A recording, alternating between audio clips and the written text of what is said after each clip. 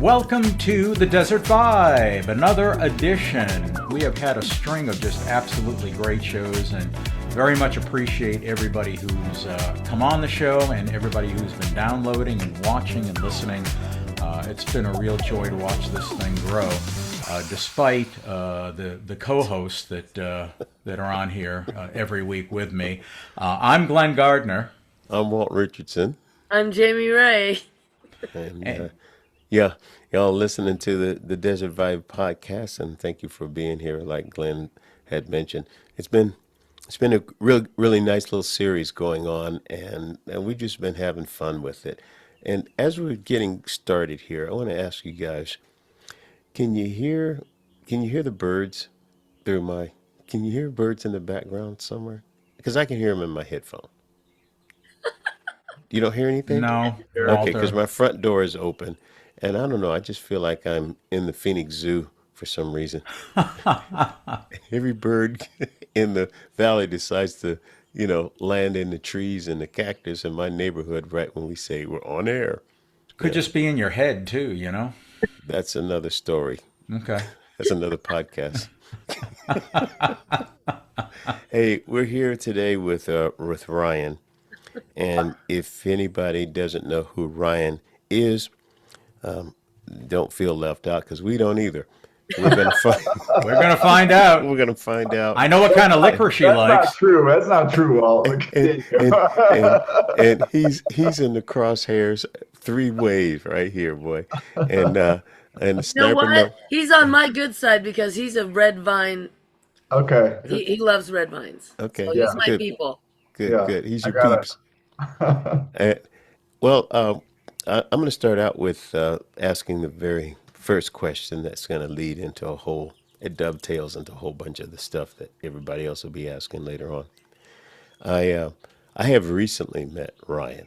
We may have crossed paths in the past, but it was basically this past summer that I really got a chance to meet Ryan, and he pretty much introduced himself to me because there have been some musical events that some grassroots musical events that have been taking place here in Tempe, which is one of the reasons I really like being in Tempe. And I have been a part of some of those shows where the shows are out on the people's front yards or they're on in the cul-de-sacs and that kind of thing. And they were gaining popular. And this was right pretty much just after lockdown. And we're sneaking them out and having a good time and that kind of thing. But it grew. And so a lot of these neighborhood creators were collaborating, and Ryan was in the group of those. But each of them had their own ideas of where to branch out and what areas to go into in terms of if people wanted to be in parks or if people wanted, get things going down on Mill Avenue again. And Ryan asked me if I would help be on a consulting basis with some of the people that had the ideas to bring music back down on Mill. And and I said yes, but in the same breath or in the same conversation, he said, "When am I going to write a book?" He asked me when I'm going to write a book, and I said, people have been asking me that forever. And he said, I would like to help you. I would like to write the book. And for some reason, because of the connection that you will feel through this podcast about who this guy really is, I felt comfortable with saying yes. And we started down that journey. And so it is and continues to be like a lotus unfolding. We learn new aspects with each other. And then he's also successfully put together a team that has brought some music projects onto Mill Avenue. And I'm going to let him, start talking about that because it's dovetailing into some really nice projects going on in the valley. So, my first question to you, Ryan, is one more time saying thank you so much for spending some time and being on the program today, and and give us your a take of who you are, how you where you are at this point, and how you what your aspirations are and ideas are as you move forward. Look at the eyebrows go up. Yeah, you asked me who I am. Okay. Yeah, Geez. All right. Yeah, so who am I? And what am I doing? So I thank you for that really wonderful introduction, Walt. I you're appreciate it. welcome. And thank you for having me on. This is really cool. I yeah, I mean, maybe it would help if I just kind of start sketched out the story a little bit. Yep. We can kind of get in from there. But you know, I grew up. I grew up in around music a lot. I grew up playing piano, and for the first 15 years of my life, I was in lessons every week. I learned music theory. One of the I even took advanced music theory as an elective in high school. And I remember I was telling somebody this the other night. One of our finals, I remember, was basically sight singing a score. So they would basically hand you uh, like notes, and they give you the first note, and you just had to look at it and try to like sing it. And it was really hard. But I've had this really strange kind of classical music theory training my whole life, but I never really got into like the band performance thing, even though I love being around live music and doing the stuff. So, um, about 3 years ago, some friends and some family, we put together this band called Farmer Wilson. I'm sure you've heard of them. But they we and I just we joked about it at the time that I was kind of like the band manager, and it was very much like it was basically me going down to Dark Side and saying, "Hey, can we do a show?" And they're like, "Yeah, do a show." And so then we invite people and we do a poster and put it up over town, and it turned into this kind of cool thing. Um, so over the past couple years, I mean, I got to tell you, like, I had to Google search what an XLR cable was 3 years ago. I didn't know jack shit about any of this stuff. Walt still doesn't And know. and I knew what I liked. I knew, and I've been enough around music enough to know what I enjoy in a live music performance. And so I started thinking about it more, as I was working with Farmer Wilson and this band. We the thing that I always would make sure to have as a subwoofer. To me, that was, and I know I'm getting like totally going into like the gear moment, but there's Yeah. an actual reason for this. Because when you listen to especially a full band, and you don't have that kick mic, that kick drum mic'd, and the bass coming through, like it just feels like like the entire half of something is missing. And Exactly. um, and so that's kind of how I started getting going. And my friends had a lot of patience with me, and some of them got frustrated with me. I got frustrated with me. Had some fun moments where the power shut out in the middle of a show, or something. The mains aren't working, and I'm looking at the board, and I know just enough to plug stuff in where it's supposed to go. But if anything goes wrong, like I'm screwed. So Glenn knows so about that. yeah, but luckily, I mean, but of course we live in Tempe, and so anybody who comes out to these shows, like half the people there are sound engineers and have been playing music for 20 years. And so it's not like, I mean, that's kind of the vibe here in Tempe, which is awesome. And it's always been like that.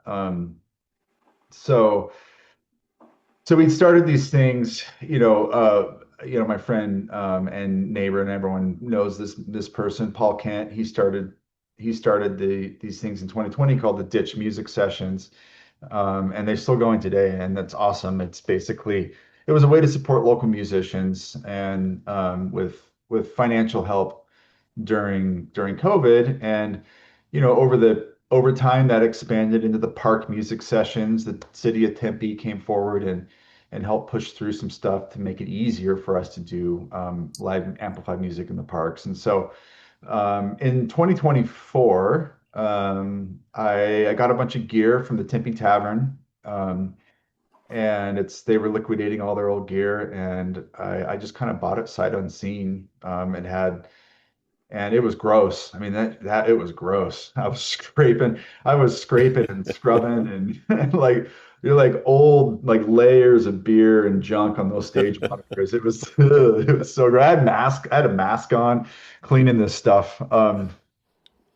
But I mean, that was really, I mean, that kind of that old gear really was kind of that next spark in this, because we were able to set up at park sessions and now the Mill Music sessions. So yeah, I mean, over time, I just the more I got into the production side, the engineering side, and the way I think about it is really what you're doing is you're creating a container, uh, and almost a structure for the music to kind of flow out of.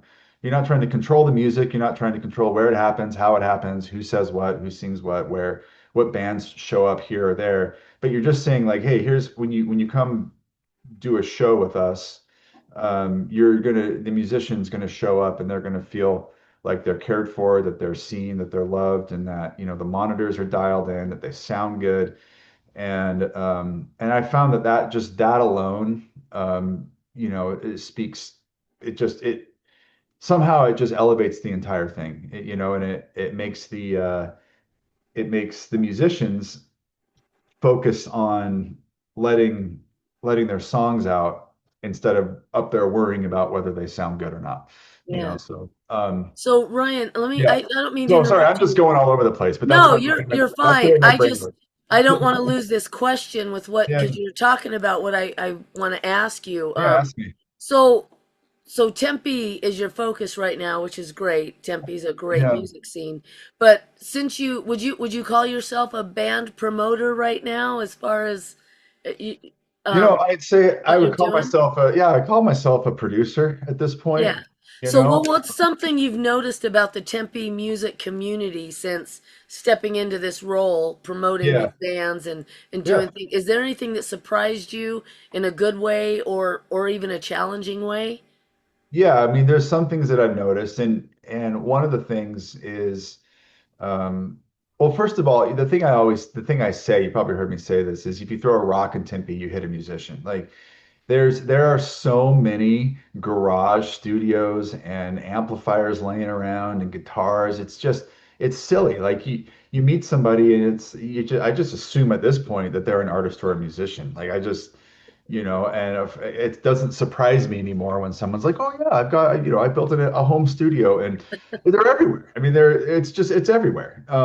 And so I think what a few things surprised me as I kind of dove into this, and well, not surprising, just things I've noticed. One of them is this, that there are campfires around, and it's almost like there are these musical uh, clans, tribes that exist. Like there's kind of like a blues scene. There's like an old Tempe rock and roll scene. There's like an indie kind of scene, and they all play together and share in each other's bands, and they all know each other. But it's interesting because there's very little across those. I almost picture it like a post-apocalyptic desert, like wasteland with like a campfire here and a campfire here and a campfire here and a campfire here and 50 people circled around this one, 25 around this one, and they're all singing about the same fucking things,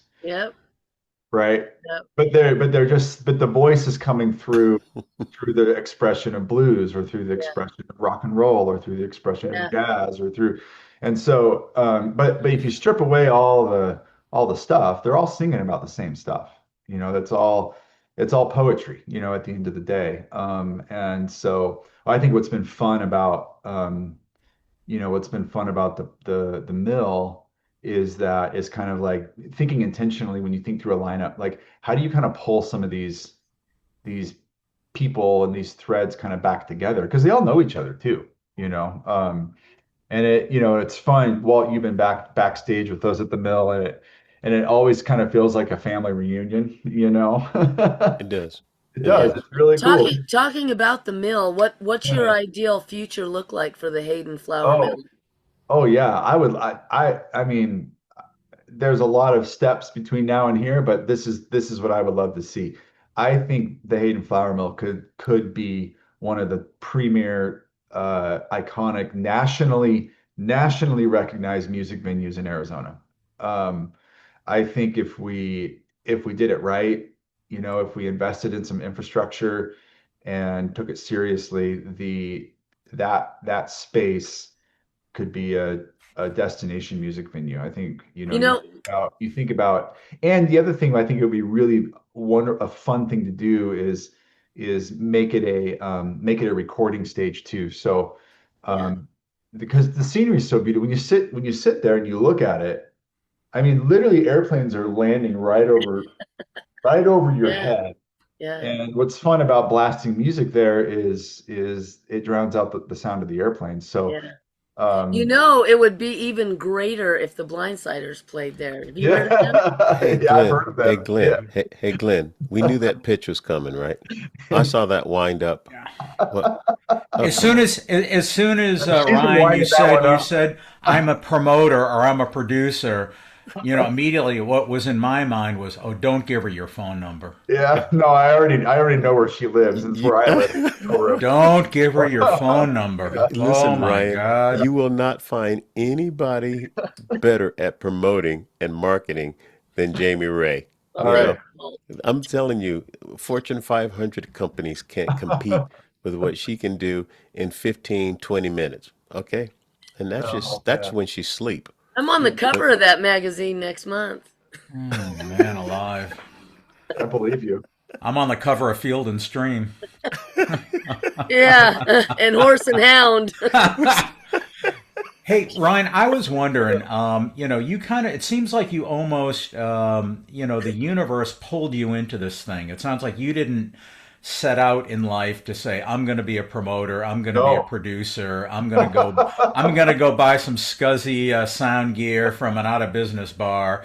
That's my goal in life. Yeah. But a couple of things that I've noticed about kind of where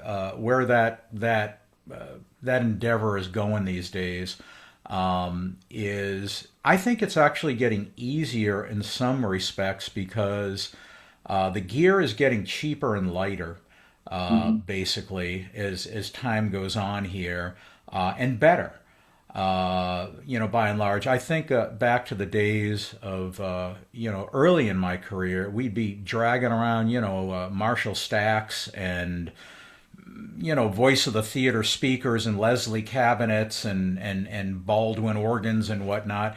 And that can all be in a box about this big now, with a couple of buttons on it and whatnot. You can replicate almost anything. How do you think that's changed the production value of what we do and what we can do?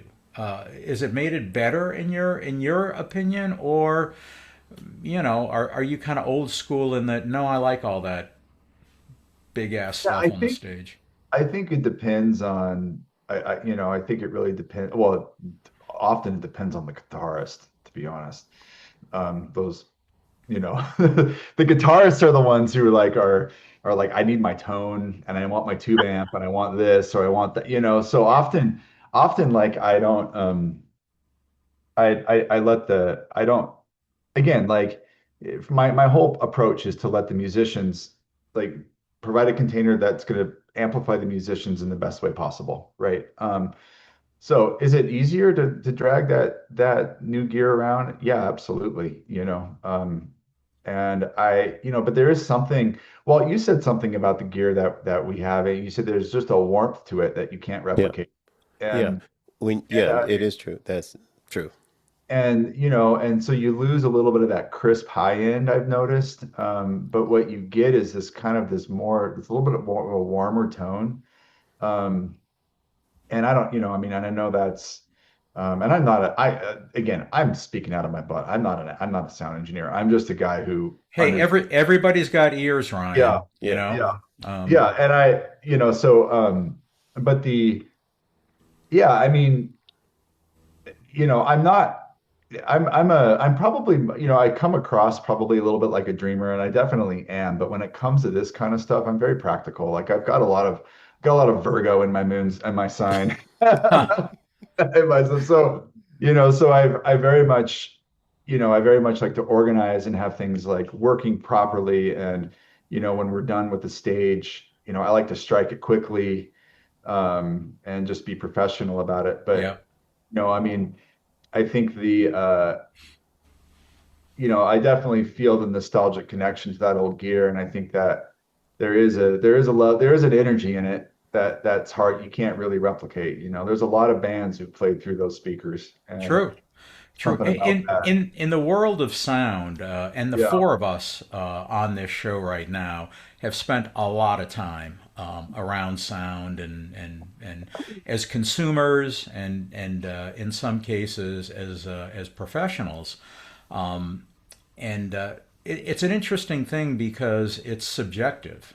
yeah, And I was once mixing a Leon Russell show, and this was late in his career. He was probably 6 months away from passing away at that point, and really did not have a whole lot of hearing left, which is the case with a lot of older musicians like Walt.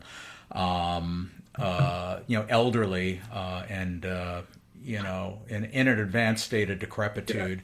Ancient, Um, and Yeah, and so like a dinosaur, like basically like a dinosaur. yeah, I like that, Um, just before the comet hit, although Yeah, not yeah. after the Not comet, after. That would be too not much. after. Yeah, But like Atlantis, like at that era. But what I found is it's particularly interesting is so Leon Russell is on the stage of this venue that I was at, and he keeps asking us to goose the monitor. This was before in-ears or anything like that. So, so we're goosing the monitor, and you get to a point where the monitor is actually overriding the house. Yeah, You're sending the stage yeah, sound out into the house. Um, you know, so this is what I find, and I know Walt, you run into this at open mics too, because when you're in effect mixing. Last night, what did you have? 20 some odd players, Walt, something like Oh yeah. that. Oh I yeah. mean, you're resetting the stage 20 times in a Yep. night. It's unbelievable, and everybody's got kind of different requirements and different hearing. Hmm. And I find too, it's interesting when someone older, like Leon that night, and there are other people, will say to me, I want more highs, I want more highs, I want more highs. Well, the first thing that in hearing loss is the highs go. So taking advice on sound from deaf people, I think, is a very, very dangerous endeavor. um, you, We you got know, to so send a. We got. you walk into a small venue, and it's turned up so loud. I know, You're I like, know. all right, someone I It's know like, who's running this. It's an old, yeah. right, right. I got it. So so what you do? I learned this early on is you get very good at making believe that you're actually doing when you say so, and the guy goes, "Yeah, I want more highs or whatnot," and you kind of go like this and go, "How's that? How's that?" And you're not doing anything actually. You're just kind of making believe you're doing something, and 9 times out of 10 they'll go, "Oh my God, that's better. That's great. Right on." Like Walt was doing that to me last night. Yeah. I could I tell did. you weren't doing jack there on the board, and I keep saying, Walt, I wasn't. I wasn't even turning up the knobs that you I could channel you tell. were I going mean, through. I knew, I could tell. But Ryan, how do you deal with ultimately what is flowing out there to the consumer? How much do you kind of mitigate what a band might want? Because some bands, I mean, they want to play incredibly loud, Yeah, and that is not really necessarily what's the best thing for the audience. yeah. Like when Jamie Well, Ray plays, you want to turn it off. I knew that was coming. I knew it. just shut it Mute. down. You know where that mute Even button with is? even with the duo, I'm freaking loud. No, but I mean, really, right? No, Yeah, all kidding aside. You know, it's fun because I was actually it was when it was the Footprint Center. This was about a year ago, maybe 2 years ago. I saw a Doobie Brothers show. Love that band. I've seen them probably, I don't know, 20 times. The opening act is Robert Cray. So this isn't the Footprints. A Robert Cray blues guy. You know, it was so loud, unnecessarily loud that you were losing all the nuance in the music. So how do you kind of balance maybe yeah, what an artist might want and what you think is the best use of that gear at your disposal yeah. to get it to the Well, audience? well, first, before I answer that, I want to ask you a question because I want to use this phrase. What is goose the monitor? Oh, it's up, Oh, up, up, okay, up, up, okay, up. got Yeah. it. Okay, see, I just don't know some, and every time I hear a language that I don't know, I'm like, oh, that's great. I'm going to use that. Okay, goose the monitor. Maybe I'll write a poem about that. You can put it in Walt's book because I'm sure Okay, you're light on material. perfect. Yeah, Yeah, no, that'll get you to page yeah, 12 in chapter yeah, 2. Well, you got to first get the introduction done, and I'm sure he's hung up right there. You know. yeah. Well, honestly, like Glenn, I mean, obviously, there's the technical side of that. Like when we play at the Hackett House, they have that brick wall behind, and so when the drum kit's up there, when you have an acoustic drum kit there, like you don't need to mic anything except the kick. You always got to mic the kick, but the and you get a drummer up there. It really is about your drummer, right? If you're talking stage dynamics. You play as loud as your drummer or as quiet. Everything's got to mix up or down to the drummer. And so what you find is drummers who, you get a and you get a rock and roll drummer who's just been, like animaling it for 20 years. You know that when they're in a small venue, it's just going to be fucking loud and there's Yeah, nothing you can do about it. Like Yeah. you're not going to and go I up mean, and that's you're okay. not going to Some go up to if this guy and be like, "Hey, can you play with more dynamics, please?" And yeah.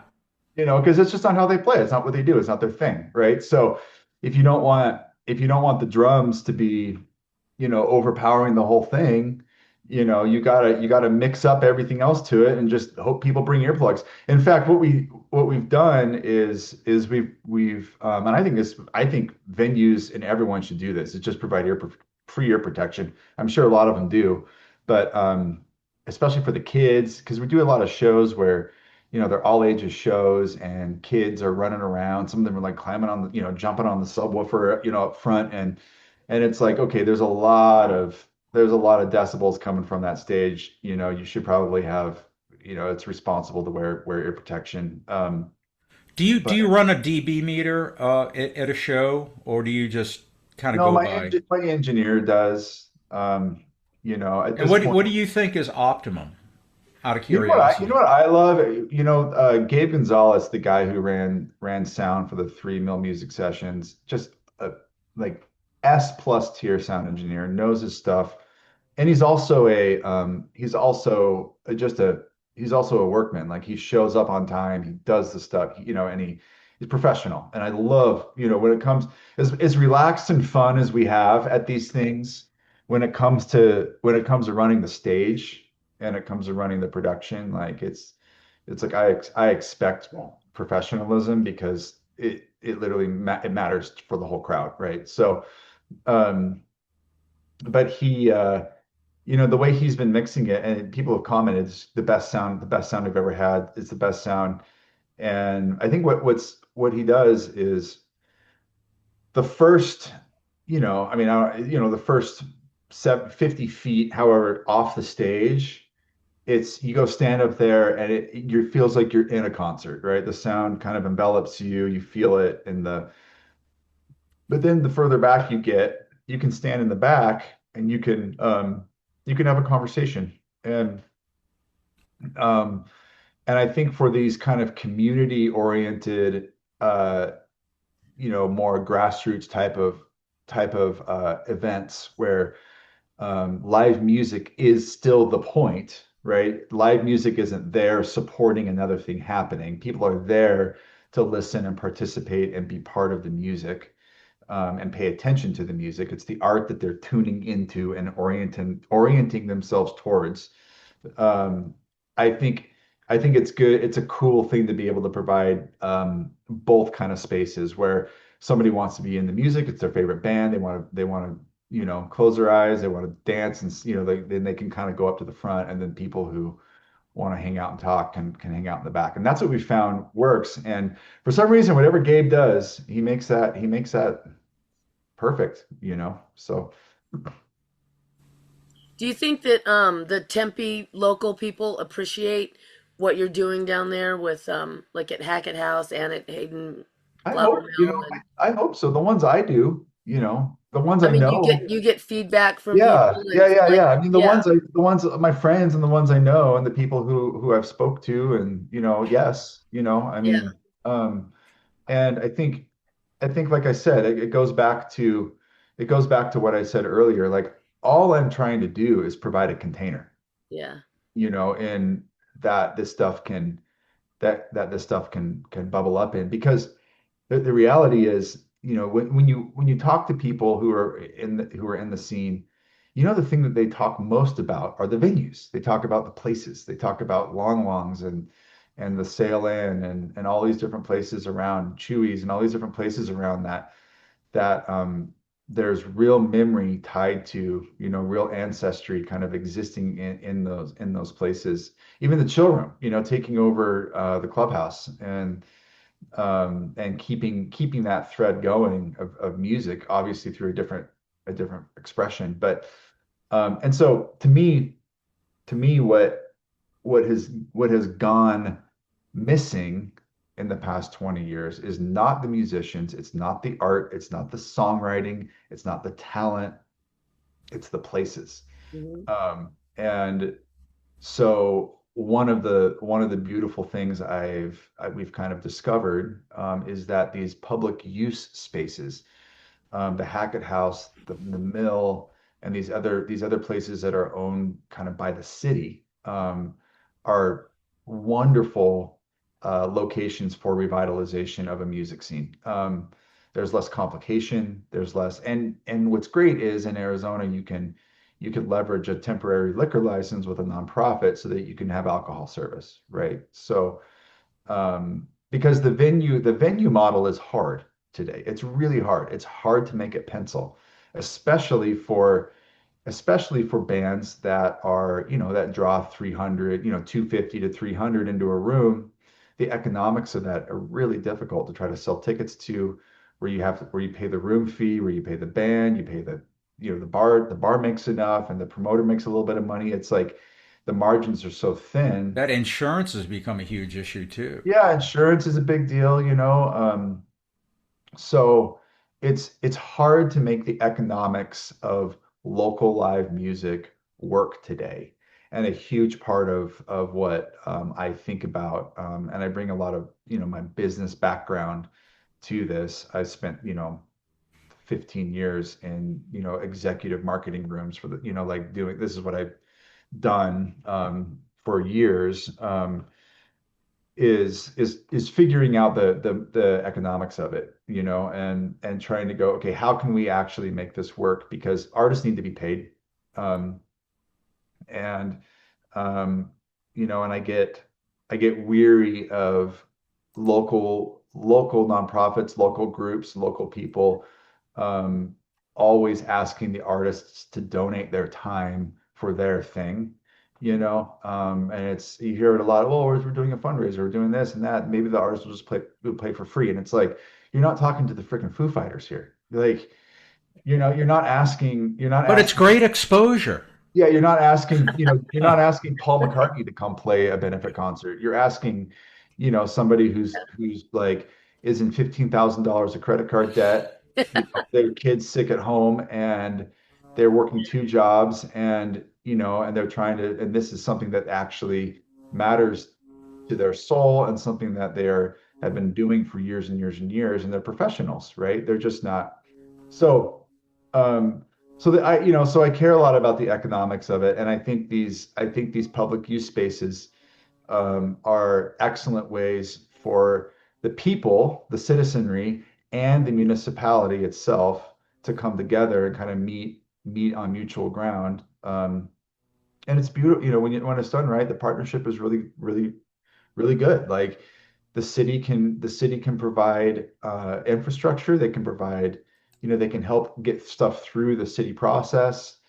And again, it's providing a container, and I'd love to see this spark ideas in other cities. Yeah. If somebody is like, wow, we used to have more of a music scene. What happened? I would say, go look at your venues. Are your venues struggling? If that's what's going on, then maybe there's public use spaces, and then all it takes is some idiot with a sound gear and the ability to like, print So posters and send them out and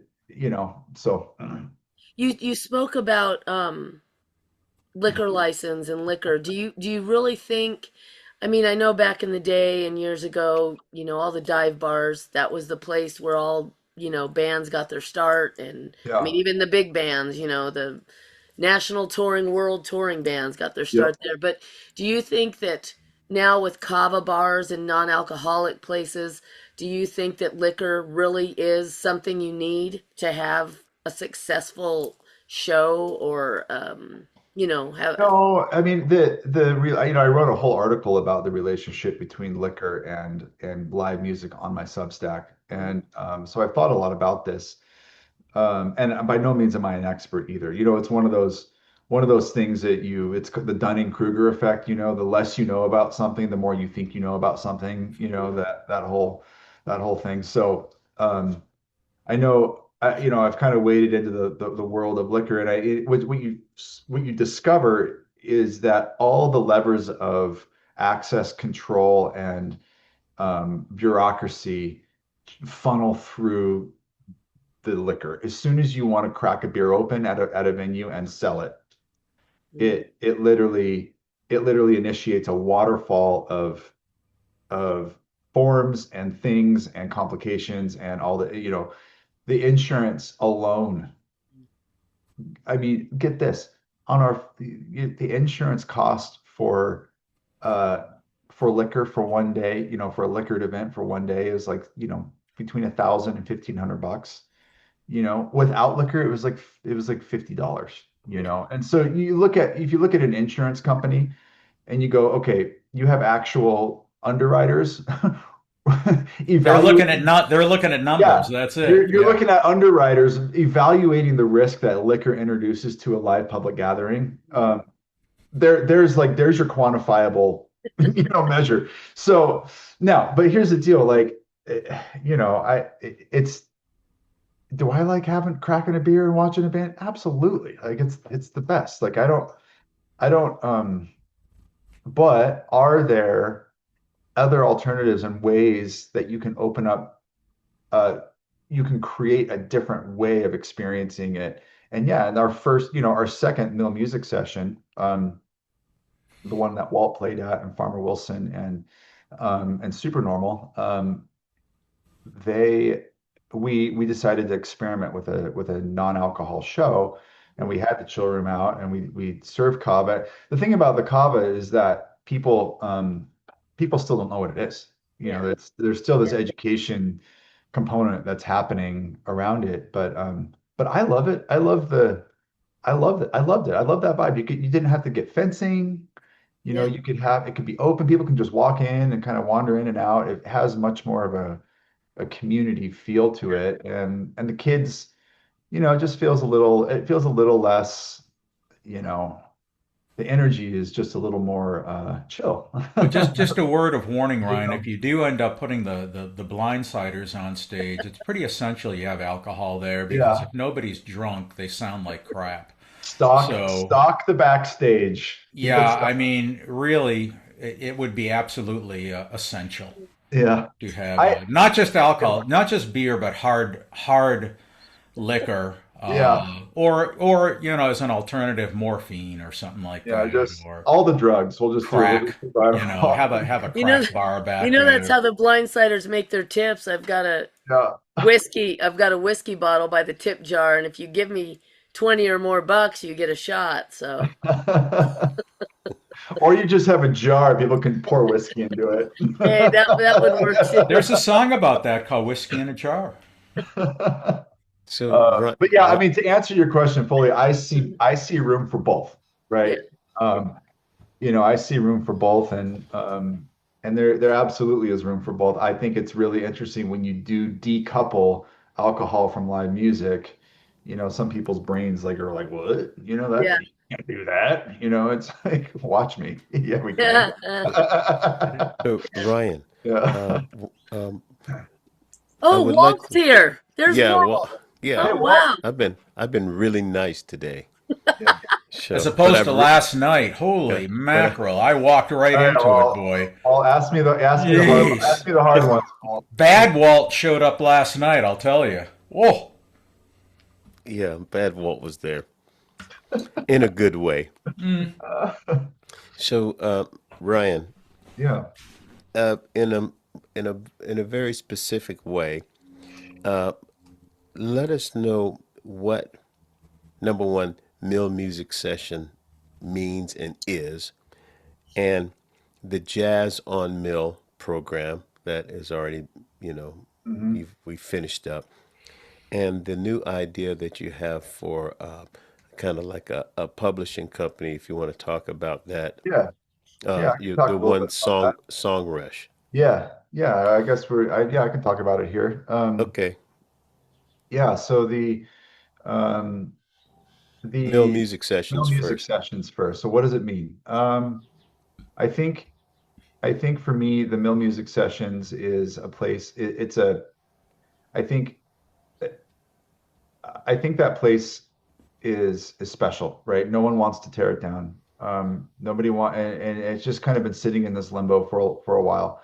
And again, like I say, it goes back to space, it goes back to place, and I think right now, particularly in this moment in history, there is a people people are feeling called and they're feeling tugged towards third spaces, places where they can reconnect with neighbors and friends and family, and I think we underestimate the severing that we experienced during COVID. I think we're still healing from it, honestly. I think we are even 5, 6 years later, we are still in this reintegration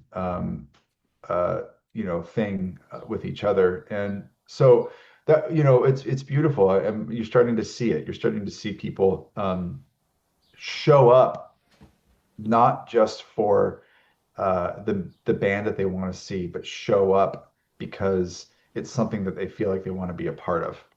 And that to me is the magic when you can bring in when you have a place and you have an event, or you throw a concert that people know is going to be good. They know the sound's going to be great. They know they're going to have a good time. They know there's going to be good food, good drinks, bathrooms. The kids are going to be able to have fun. Like, people want to come do that, right?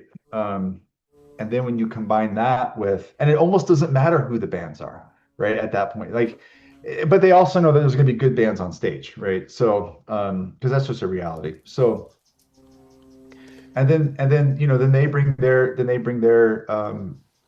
fans, and you just kind of have this amazing moment. And there's so many stories that I've kind of heard where people saw each other again for the first time in years, and Yeah. and I love that. Well, what's up? Right. So I'm gonna jump in here, Yeah, jump in. and the thing I keep hearing is you go back to the venue place, but when somebody comes to the city and they see Mill Music Sessions, that sounds like a entity on itself. It has its own, and you think, how do I get to be a part of that? How do I jump in on that? Yeah. And and you're marketing a concept, and it turns back into talking about the mill, the venue itself, and you have that the icon, the pictures of the flour mill. But the bigger picture that you say when you say the bigger picture that comes into a person's mind is Mill music sessions. Those people who have been in the music scene for 30, 40 years or 50 years, there is actually from University to the bridge on Mill Avenue Mm. is the part that people think about when they say music on Mill Avenue. They don't think of the entire street that goes all the way past Baseline and Yeah, Guadalupe and everything. yeah, They yeah. think about that one piece of property from University to the Mill Avenue Bridge Downtown. Yeah. downtown. And so the concept of mill music sessions starts opening up this idea or potential for, Mm. oh, the amphitheater's one place, Yeah. but there's all these other Oh, places yeah. where and you did that, you performed that, you did that with using Yeah. Dark Star and those places like Yeah. that. I mean, there's some So cool spots on it. Yeah. so a musician's come into town, you know, and they say, "How do I get on that? How do I find Mill Music Sessions, and who is that person, and how do I get my material to them?" Because they want to see They want to see they, it going. Yeah. yeah, yeah, Yeah, yeah, yeah. And so we're working on that. We're kind of building the airplane as we fly it here. okay, So uh okay, we're that's so we're so we've been working on a production company, kind of getting it settled and started for the past few months, cool. and that will run some of this stuff through.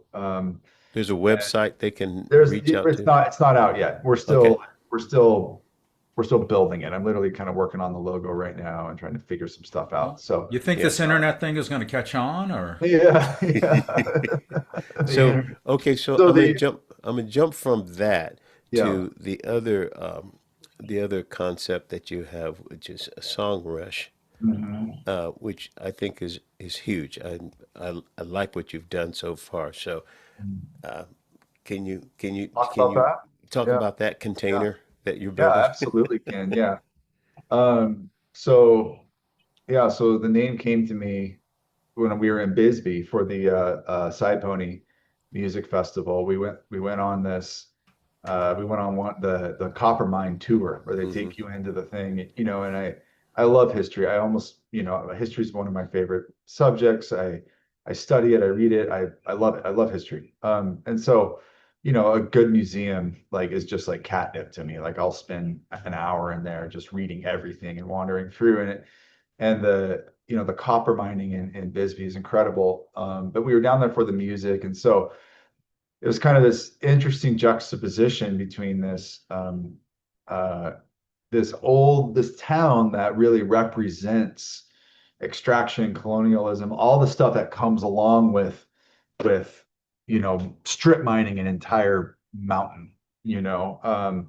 But now it is kind of now that the boom town has kind of moved on, that it's become this haven of artists and musicians and and this place, but the bones of the mining town are still there. And so you're going through the thing, and you see just how many people rush to the sound, to this for this rare resource. And to me, the idea of song rush is kind of like that. It's about I love songs. I write poetry myself. I love songwriting. I would, if you guys are songwriters, I would sit here and turn the table around and ask you about songwriting for 2 hours, and I'd be enthralled by it. I love it, and I think the core component of any music scene are the songs themselves, because I think in the poetry, through the words, through the songs, and the whatever alchemy happens when you combine musicality to it, that's where the energy is released and comes through, and that's what moves people and moves nations and worlds and communities.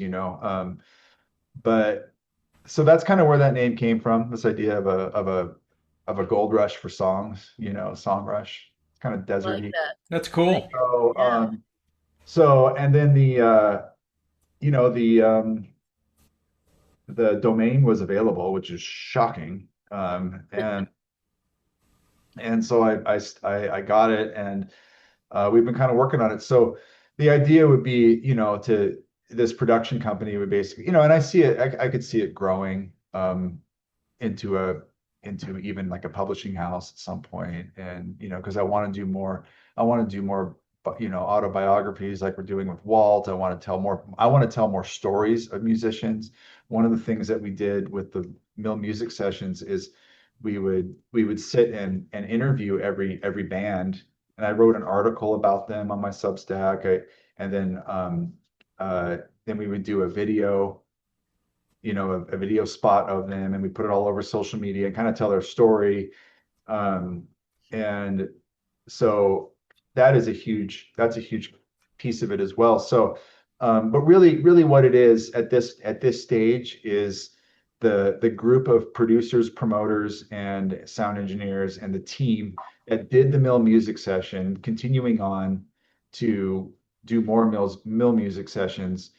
Um, we want to do one in April and May, and then two in the fall, and then redoing the summer jazz series that we piloted last year. So so those are the three. Those are kind of the things that we have our sights set on today. So, so With that. before we close up here, um, I think it would be nice to be able to get the contact information and start building a backlog of folks who are Yeah, interested yeah, that we can reach out to in the yeah, near future for what you have going on. And yeah, there's so much there's so much here that we're gonna have you back yeah. Let's do at it again. another time to get I'd love it. part two Yeah, going because we're still just scratching the we just surface. scratched the And surface. yeah, yeah, To be Yeah, continued. yeah, yeah. definitely to be continued, and We everything. definitely just scratched the surface. That's for sure. And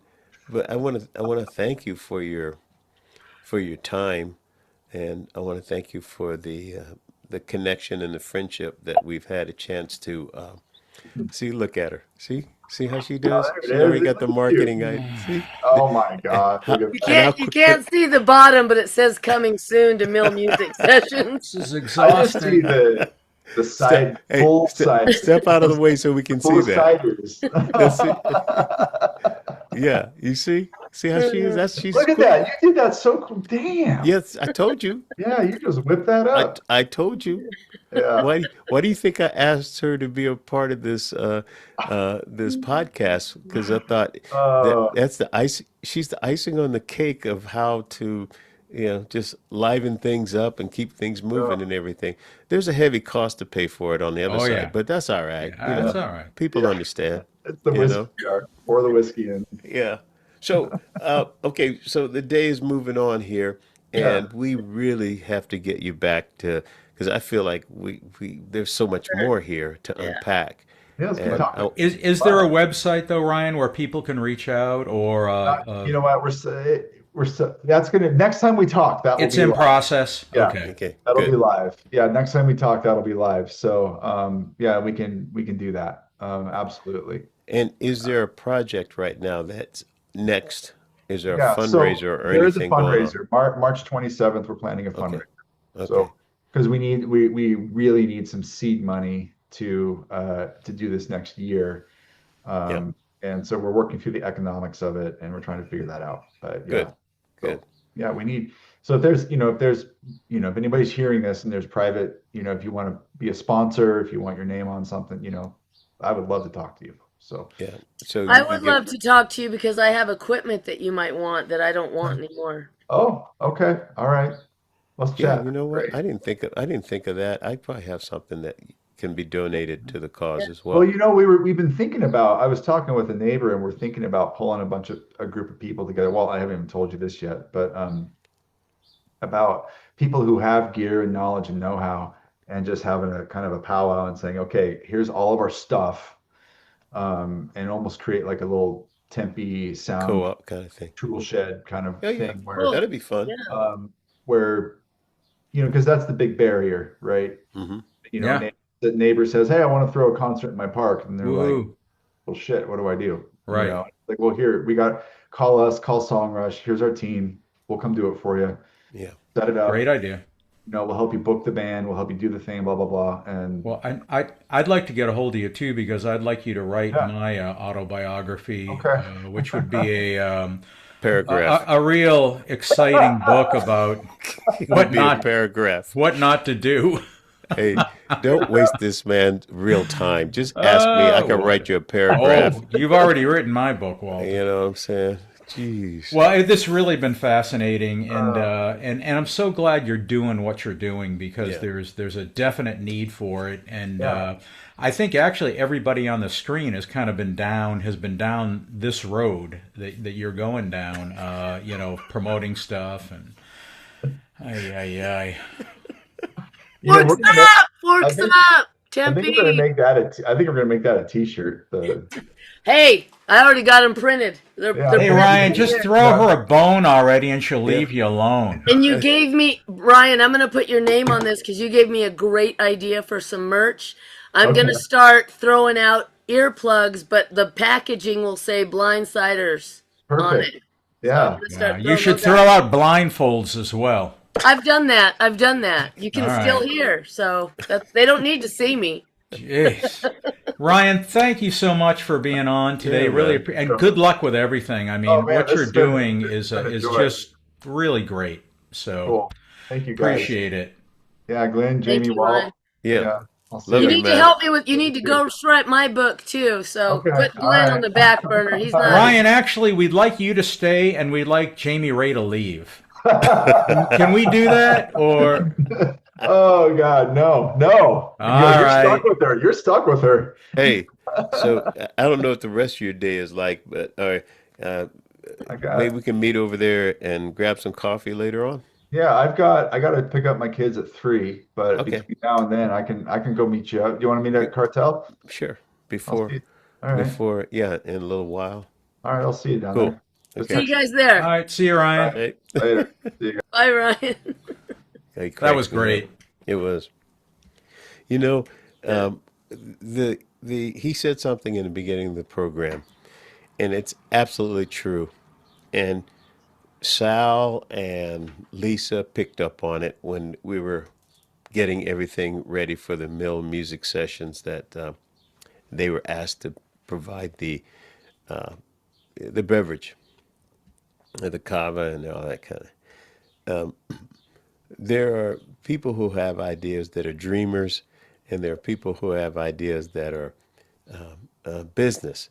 And he kind of walks in between both of that. Yeah. And so he has these ideas that you jump on and you go, we can make this happen. And you get excited about how you're going to put it together, but his brain might still be in the dream part of it. Yeah. And so he starts connecting all these other feel good spaces. And I remember when I was like that or at that phase in my career of playing music, we just putting the feeling out. We're going to bring world peace and everything. And I even interviewed at that time when I was in my 20s, like we're going to play for the city of Tempe and then eventually the world and la la la la la and everything like that. Well, fast forward 50 years and you look back at something like that and go, who was that guy and what the hell was What was he thinking? I'm talking what's he thinking? So what I learned is that you have the idea, and people who need things they need the plan. Their brains work differently. So if you put your idea on paper and outline it, and then hand it to people who have make plans, they just run off with it. But if you sit with them all in a room and you talk about it, they don't know where to start because they feel good about what you're gonna bring, but they need to hear some just one or two specific bullet points, and then they're gone. Yep. It's like you have Jamie Ray in a room, okay, and you and I could be Glenn. You and I could be talking about some really cool ideas, and she comes up with some ideas every now and then. Every leap year, she comes up with a good Something like idea. that. Yeah. But if something catches her, oh, I can do that now. part of her brain. It's done before she even gets started. We saw that example with the Mill music sessions things. She had the icon up there, and those kind of people are good to have around because your idea is conceptualized and put in front of you, so you go, yeah, that's exactly what I'm talking about. Let's do it, and you get it done. Yeah, too bad you guys ignore me when I do say it. Well, Did someone just say something? just, but what I'm hearing voices. Did you see what my shirt says today? Oh, okay. But the That's very great. bottom says, worth it. Worth it. So We what can't I'm see saying that is part. he has surrounded himself with people that are doers at the Yeah. same time because You know he's what I been in the call them corporate all? I world. call them the people that follow the elephant around with a shovel in a circus. It is the perfect analogy. That's that's true. Anyway, everything that he's worked on, he's got these wonderful people that are surrounded him and make it happen, and it feels like magic. Yeah. Yeah. So I'm glad we got a chance to have him on board because I it's am too. those people that are these kind of visionaries that spark get the campfires going and connect Make stuff campfires happen. You know, I and mean, if make no one stuff makes happen. stuff happen, nothing Yeah. happens. And I Uh, never really had a chance to talk to him. I mean, I have a little bit here and there, but we're always busy when we see him. And Yeah. Yeah. I have more in common with him than I even thought I did. And I learned some stuff about him. I knew he liked music, but I didn't know he played I didn't either. keyboards I and was stuff. shocked when he said that. Yeah, I had no Yeah. idea. So we Yeah, definitely very have to cool.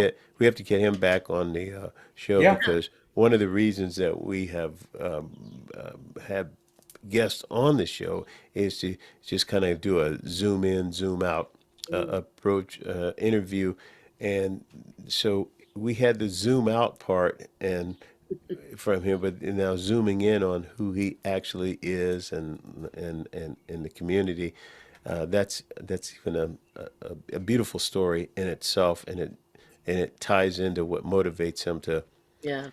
support the music, support people being together, yep. and healing and that connection. And he Great did shot. brought out a good point in terms of how we're still healing from lockdown. Yeah, Yeah. We're gonna be true. in that. We're gonna be in that for a little while. Well, I think it's like, children of the Depression.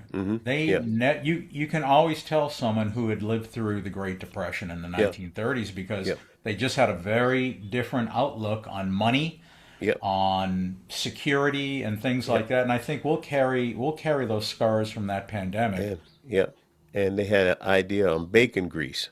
Oh, Yeah. yes, My they did. You mother. put it in a jar. You had My had that in mother. a jar and stuff. I didn't know why. I knew why they did that, and I thought it was a pretty good thing, but I thought it was also a practice. Right. And so that's what I was doing with bacon grease for no reason at all, putting it in jars and going, what the heck? And I got all these jars that I never used this stuff ever again. I mean, people My make them. mother will save a literal spoonful, tiny spoonful, put it in a Tupperware and put it in the fridge. I'm like, just eat it. Why why are you Just saving that? drink it. Drink bacon grease. That's not going to It's work. good for you. Hey, Yeah. we Hey, do do you have want to to. say, Jamie, do you want to say your now infamous line that everybody Hey, why waits not? literally 55 minutes into this show Yeah, for this to be said? I think so. Hey, hey, You think? hey, this is the Desert Vibe sound check, live, loud, and local, Live, coming loud, to and you. local. We have got a lot going on out in Florence. I keep talking about 520 events, but they've got so much going on out here. This is the big time for them because the weather's great. So there's a lot of shows going on out here. There's a car show February 28th, 10th and Main are playing, and the Blindsiders are opening up for them out there in Florence at Padilla Park. So you don't want to miss that. It's going to be a great show. And the Blindsiders are also opening up for White Winged Dove, March 28th out at Padilla Park. That is a great tribute act to Stevie Nicks. But the Blindsiders will be there too. And if you want to come see us, look up 520 events because they've got the tickets for sale there. The Irish Cowboy has got a great big event happening for St. Patrick's Day in March. Unfortunately, the Blindsiders could not play at that event. We are booked at other events that week, but it's going to be out in the main street of Florence. It's a great time for everybody to get together. Everybody's invited, not just Florence, and it's a good time. So look those up, and we'll move on to what is live, loud, and local in Tempe with Walt Hey, Richardson. See, telling these are you. those earphones that you put on when you're blowing the yard off. Does it Yeah. say Blindsiders on it? They don't hook up to anything. They just block out all the sound. Yeah. You know, I was going to tell you when you were asking what the DB is. What? You know, I wear my Huh? iWatch.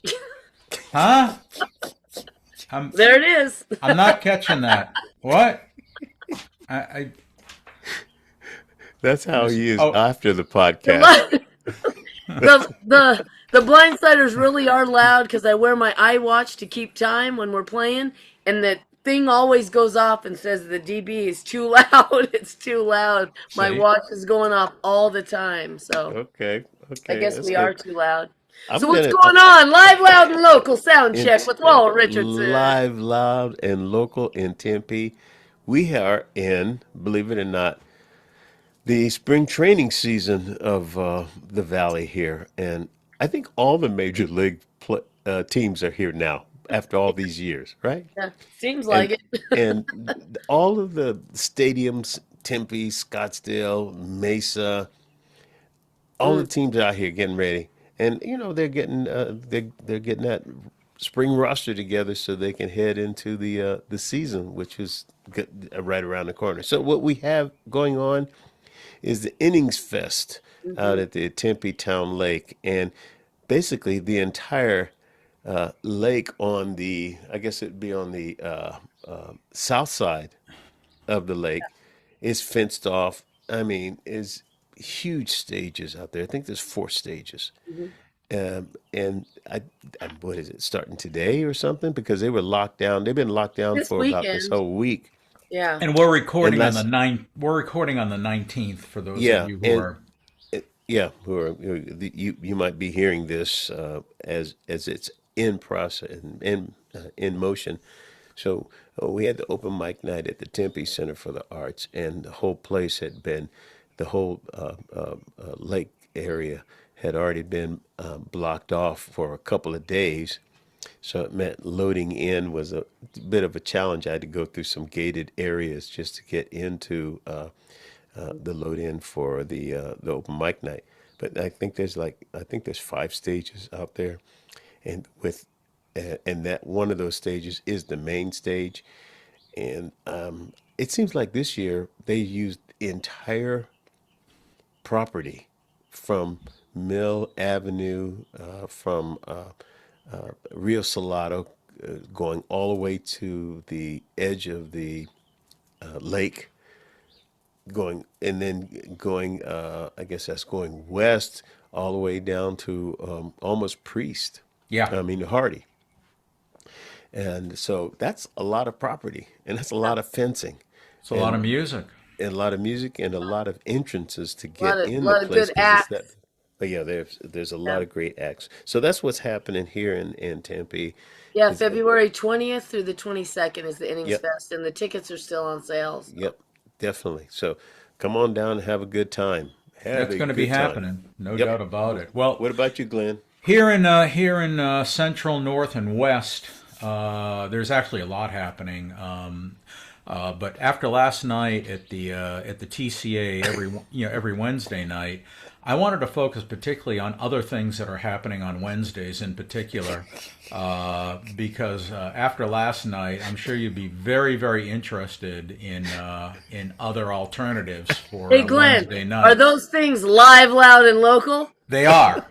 Okay, Even just liver, gotta check. louder, and localer than other things that are happening on Wednesdays. There's the Fraternal Order of the Eagles in Deer Valley, which The happens what? every The Wednesday night. That's fraternal? a Fraternal. Fraternal? Fraternal. Fraternal. Oh, Fraternal. okay. I thought you said Fraternal. the fraternal. Fraternal of the Eagles every Wednesday night. There's Horse and Hide, which is Wednesday night, which is like Indian School and 32nd Street and through there. I just wanted to point out there's a lot of very interesting things that happen on Wednesday night. That being said, though, getting to play at Tempe Center for the Arts, and there's a reason that this open mic has been around for 17 years with Walter, is that we talked about sound and whatnot. He does pay attention. And I had numerous people comment to me last night because I got up there with one of my jazz partner, Clydine, who I play with a lot, and she's playing a woodwind instrument. A lot of nuance to this stuff. And when we got off stage, people said, "You know what? That really sounded great." And it wasn't necessarily the quality of the performance they were talking about. I think they were talking about what was coming out of the speakers. And as Ryan alluded to, not all venues are created equal. And this is not to disparage anybody, but when someone really pays attention to making what you're doing sound good, it can really be the difference between a positive experience and wanting to carry on and wanting to do more, particularly for younger folks. I mean, we've been on stage enough to know, well, this is not a great mix tonight, but there'll be another night, Right. or whatever. Right. That always happens for me when Walt does my sound, but that's okay. I don't. Well, Obviously, it's what he you got cares to about work other with people. too. There's an old saying in the sound world, Jamie Ray, and that is, you can't polish a turd.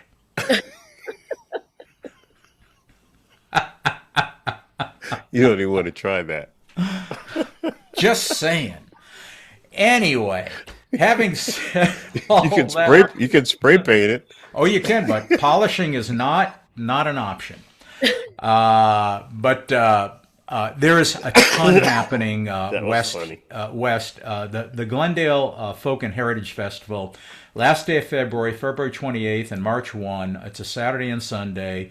Many, many, many stages, hundreds and hundreds of acts. We're right on the cusp of that. So stop out to Swirl. Guess who's going to be there? You're going to be there, yeah. Jamie Ray with the Blindsiders will be emceeing one of those stages. And that's fun. That's Being cool. an MC at this event is really fun. I know, I'm excited. And Have you been out there before, Jamie Ray? No, I haven't been to this I one. think you'll like it. you Yeah, will. I'm excited to go. It's awesome. It's a really, really good event. So that's really kind of, as Innings is dominating what's going on in Tempe and environs, the Glendale Folk and Heritage Festival is kind of dominating the landscape for the next, for the next week or so, couple of weeks. Again, as we're recording this on the 19th of February, we're about a week away from what's going to be happening in Glendale. Otherwise, we've got some new performance spaces opening in downtown Glendale. Coyote Odie's just finished a remodel of. They've got about a half a block in downtown Glendale, and the venue is beautiful. It's just kind of a really neat club atmosphere and a historic building down there. And as Ryan was talking about, the sense of space. It's going to be another really nice place to play starting What kind of is middle that? of March. What is the cross streets of that? That's 59th Ave and Glendale. Because right downtown, right where the city hall is in Glendale. Okay, because I've been there. Yeah. Right. And I mean, they're ripping that whole area apart. It's a food place there, right? You can sit outside and eat and everything. They got outside. You can sit outside and eat, but they've done a total remodel on. That's cool. Yeah, they owned like one building and then a building right next to it. They had like a mercantile in that building next to it and decided to get rid of all that, turn it all into venue. Ooh. It's like a 2-floor venue with a balcony. It's just really neat space. And they just experimented with an open mic down there just to see how the space would work about a week and a half ago. And man, it sounded good in there and looked good. So they're just kind of tightening the screws down on it, but Okay, it's going to be cool. another nice place to go and experience music and play music. So We have to go. We have to go out there and check it out. Yeah, the blindsiders need to go check it out. I'll call you. Call, let them know. Hey, let them know that the You host guys are gonna from the. start putting my picture up and say, "Don't let her in." No. I think we should all have the podcast T-shirt on, and let them know Yes. that we're coming out there We're coming. to check out the There you venue. go. You know, We're coming. that'd be But so fun. so it's really, I think, too, just another example of what Ryan was talking about, in that things are starting Yeah. to really roll again. After those years of just kind of feeling this disconnect, and I think people are starting to get out there again and do some stuff. We're seeing venues do some interesting things, and some new stuff starting to come along with stuff that Ryan's doing, and some of the stuff over in Glendale. So it's heartening to see what's going on, and the crowds have been at the open. Not only do I host some open mics, but I like going to them too, just to kind of see what other people are doing. I knew she was up Looks to like she's been something. busy polishing. Polishing. Well, you guys made the reference, so I thought I'd just give it to you. Well, enough of this shit. I think we should. I think we should end this I right wish you here could and right see what the now. top of it said. You cut it off, but you'd really Yeah. know it if you saw the top. No way. No way. I can't believe it. Maybe there's next time. Hey, I know Yeah. if Glenn could have done it, he would have done it. So Yeah. I did it for him. I You gave done him it. one. Yeah. You done it. I'll give him all the polishing rags and everything and Thank you the so materials. much. Thank you so much. Well, if it wasn't obvious by this point, this has been the Desert Vibe. I'm Glenn Gardner. I'm Walt Richardson. I'm Jamie Ray.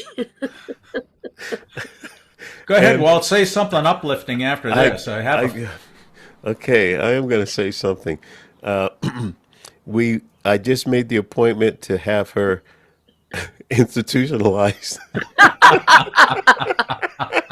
Oh, is that who's knocking at my door? That's the knock Yes, on my door. yes, it is the knock on your door. We've already let your husband know that you will not be there when when he comes home and stuff. Something's wrong with her. Something's Oh wrong my with her. I'm God, telling you. But we love her anyway. you do. You see, just between the three of us, let me get philosophical for a minute. This is how you learn how to get along in the world. There's always, in every three people, there's one that is, like that. And you have to know how to navigate that in the world. And as you do, you become a loving person. You see the example over here. You don't need to The look any good, further. the good, The the good, the bad, bad, the the ugly. ugly, Whoa! wherever you are. Oh my! Well, with that, I'm going to. There was a Bye. stop, but there was a stop button here, and it's going to get pressed right now.